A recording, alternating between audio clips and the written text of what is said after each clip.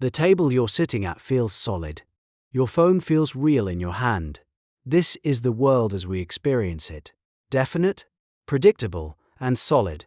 But at the bottom layer of reality, things are made of something else entirely, a shimmering cloud of pure potential. And the act of you simply looking at it, of measuring it, seems to force that potential to collapse into the one reality you experience.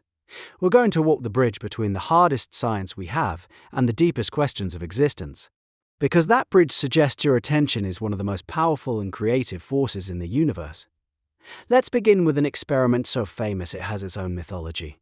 The double-slit experiment. It's simple. You fire tiny particles, like electrons, one at a time at a screen, with 2 vertical slits in it. Behind that screen is a detector wall that records where each electron lands. If electrons were tiny baseballs, you'd expect to see 2 solid lines on the back wall, corresponding to the 2 slits. A straightforward outcome. But that's not what happens when you fire the electrons one by one without watching which slit they go through. They create an interference pattern on the back wall. It's a series of many stripes, light and dark. This pattern is the signature of a wave interfering with itself, like ripples in a pond. This means each single electron, traveling alone, somehow passed through both slits at the same time as a wave of possibility. It interfered with itself. That alone is strange enough to build a new physics on. But here is where the flaw gives way.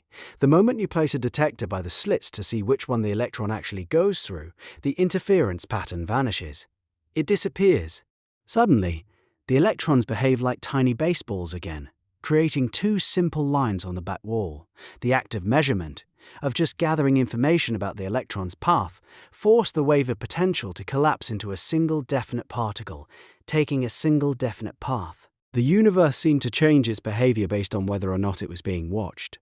And this leads to a question that haunted physicists for a century. What exactly counts as an observer? The initial, tempting thought is that a conscious human mind is the special ingredient, that our awareness is what collapses the wave. But the mainstream scientific consensus, known as the Copenhagen interpretation, is much more mundane. It states that any interaction with a macroscopic measuring device is enough. A photon detector, a Geiger counter. Any system that can record the witch path information will destroy the wave pattern. Consciousness is irrelevant. A camera in a locked room gets the same result. Case closed, right? A group of the original architects of quantum theory were deeply unsatisfied with this answer. Physicists like Wigner, a Nobel laureate, felt it was a cop-out. He argued that a measuring device is also made of quantum particles. So why is it special? Why does its interaction count as the final answer? He proposed a thought experiment that pushes this problem to its absolute limit. It's called Wigner's friend. Imagine your friend is in a perfectly sealed laboratory. Inside, she performs a quantum experiment like measuring the spin of a particle. According to quantum mechanics, the particle is in a superposition of both spin up and spin down until it's measured. Your friend measures it and sees a definite result. For her, inside the lab, the wave function has collapsed. She sees spin up. But for you, standing outside the sealed lab, things are different. Since you have no information about what happened inside, you must describe the entire lab, your friend, the particle, the measuring device, as one giant quantum superposition. From your perspective, your friend is in a bizarre state of having seen spin up and having seen spin down simultaneously. The wave function for the whole system hasn't collapsed yet. So when does the collapse actually happen? Does it happen when your friend makes the measurement? Or does it only happen later, when you open the door and ask her what she saw, and that information enters your consciousness? This paradox led Wigner to a radical conclusion. He proposed that the chain of measurement and interaction must terminate somewhere. He argued it ends at the one thing in the universe we know is capable of having a subjective experience: a conscious mind. In this view, consciousness isn't just another measuring device. It is the final arbiter of reality, the place where the shimmering quantum probabilities finally harden into a single concrete fact. This idea, the von Neumann-Wigner interpretation, places the human mind at the very center of the universe's creative process. It was an idea so strange that most of the physics community set it aside for decades. But now, modern physics is returning to these questions from a completely new angle. One that might be even stranger. What if consciousness is a fundamental property of the universe itself? The von Neumann-Wigner interpretation suggests consciousness acts upon quantum systems from the outside. But a newer class of theories proposes something more intimate. What if consciousness arises from quantum processes happening inside our own brains? The most famous of these is the orchestrated objective reduction theory, or Orch-OR, developed by physicists Sir Roger Penrose and anesthesiologist Stuart Hameroff. They suggest that tiny protein structures inside our neurons, called microtubules, can sustain delicate quantum states. Consciousness, in their view, is the moment these quantum states collapse, a process happening billions of times a second all throughout the brain. This theory flips the entire model on its head. Our mind isn't collapsing waves out there in the world. Our mind is a cascade of collapsing waves. Another powerful modern interpretation is quantum Bayesianism, or QBism. This one strips the puzzle down to its core: information.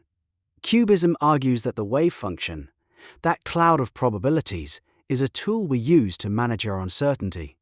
It's a mathematical description of an observer's beliefs about what a quantum system might do. It's like a weather forecast. A 70% chance of rain describes the meteorologist's state of knowledge. It's a statement about their confidence. The rain itself will either happen or it won't. When a qubist measures a particle, the wave function doesn't collapse out there in the world. Instead, the observer simply updates their belief based on new information. The collapse is personal. It's a shift in knowledge happening inside the agent's mind. This reframes the entire universe. It suggests reality is a deeply participatory process. We are constantly interacting with the world, asking it questions with our instruments and our senses. And the world answers back. Those answers update our knowledge, which in turn shapes our next questions. Reality is less a pre-written book we are reading and more a collaborative story we are co-authoring with the cosmos through every interaction. This brings us to the bridge. What does this mean for you right now?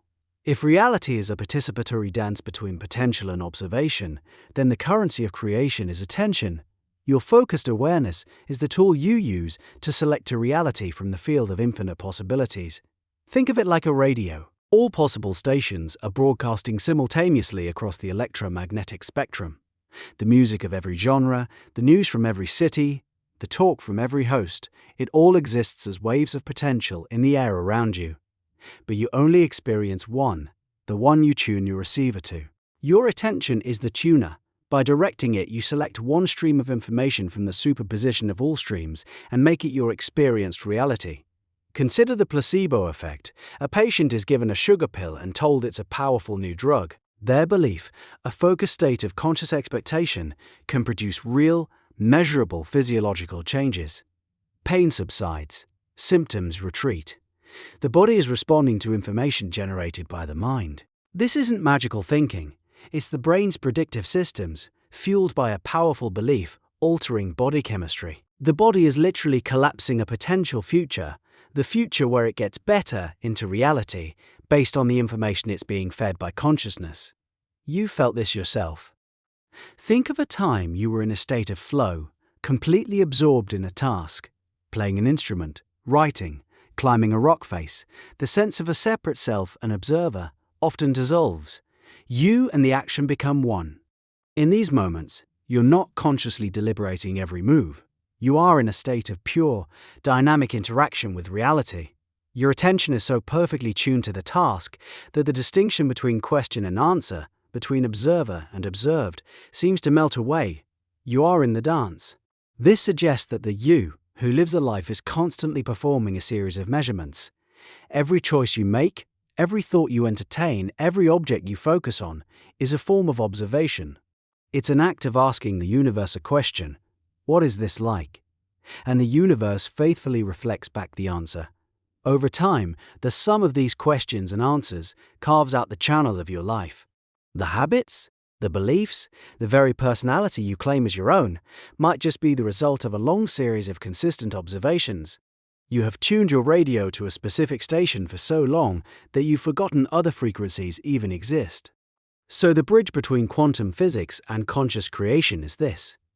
Observation isn't a passive act, it is a creative one. Every moment of your awareness is a selection.